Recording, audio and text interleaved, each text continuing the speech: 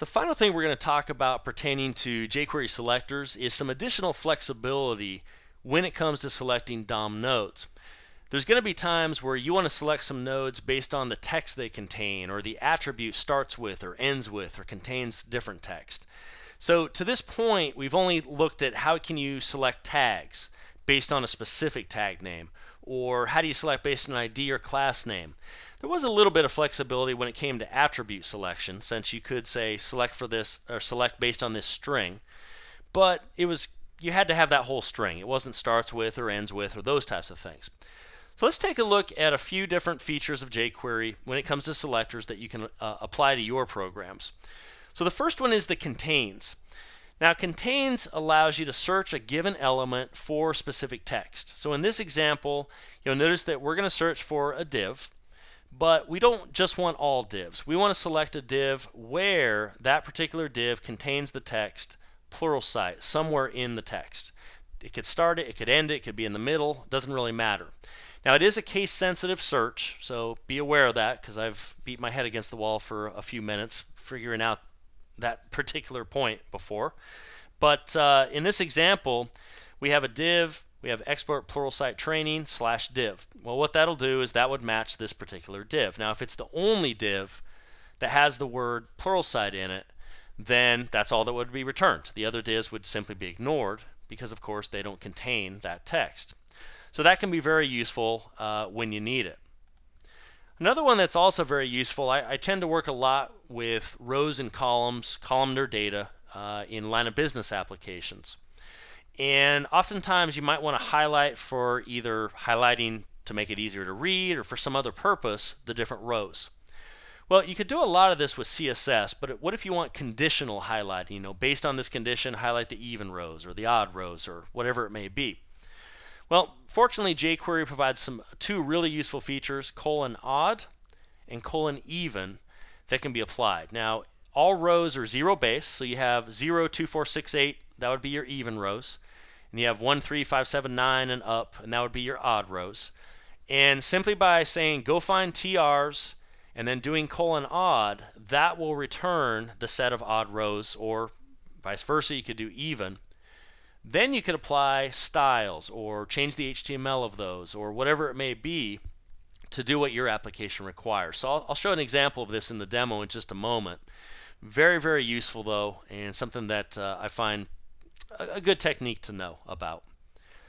Now, the last three things I'm going to talk about are going to be related to attributes. Very cool stuff for selecting text. But there's one final one I want to talk about with regard to elements before we move into attributes, and that is first child, last child, and you can even find children in the middle.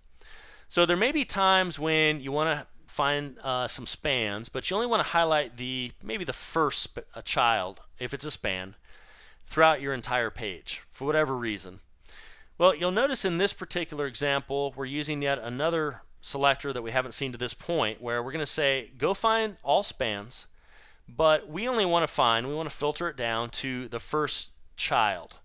And so if you look into this down here at the bottom, you'll see that we have two divs, and each div has two spans. But what we want to do is just select that first span within each parent. Now, it doesn't have to be just that. It could be a TD tag, and maybe you have a span inside of several columns, and you want to highlight those as well. What matters, though, is that we're automatically allowing jQuery to filter based upon some criteria, such as first child, last child, or there's an EQ, it equals, to give it a specific position of the children. And I'll show some of this as we walk through the demos here. Makes it very easy to work with, though, to find your children without having to write hardly any JavaScript code, as you can see. So the last three things I want to show you are related to attribute selectors. So we've already talked about attribute selectors, but everything we talked about, they had to contain a very specific string.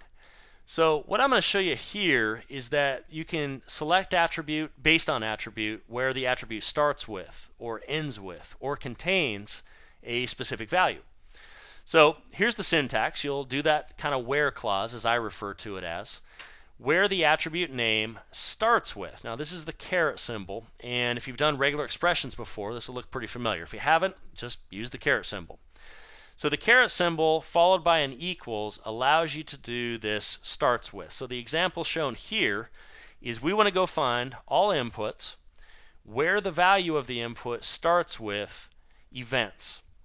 And so if we had these, in this case, 3 buttons, then because these all 3 start with events, this would automatically allow us to go into those and work with them. Makes it really easy to do what you need to do there.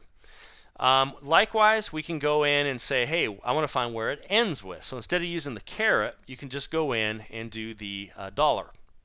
Again, that comes from regular expressions. So now we'll say, go find me an input where the value attribute ends with the word events. Coming down to here, now it's nice because the world, national, and local might dynamically be generated for us. Maybe you're using PHP or Perl or whatever it may be to generate the HTML. And you don't have to worry about what it starts with. You just know it contains, or ends with in this case, the word events. Very simple. And then I just alluded to the final one, which is you can also go in and say, hey, find me everything that contains the text events. And to do that, you simply use a star.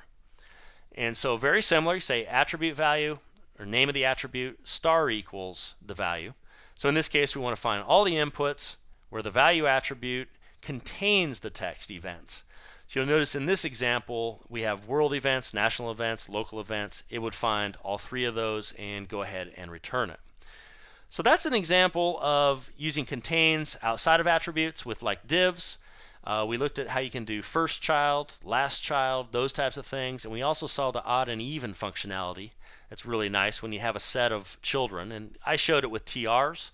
But keep in mind that could be used for all kinds of things. LIs in the case of an unordered list and stuff like that. So, and then finally we talked about 3 different flexibility features when it comes to attribute selectors for starts with, ends with, and contains. So let's take a look at an example of using some of these in a demo application.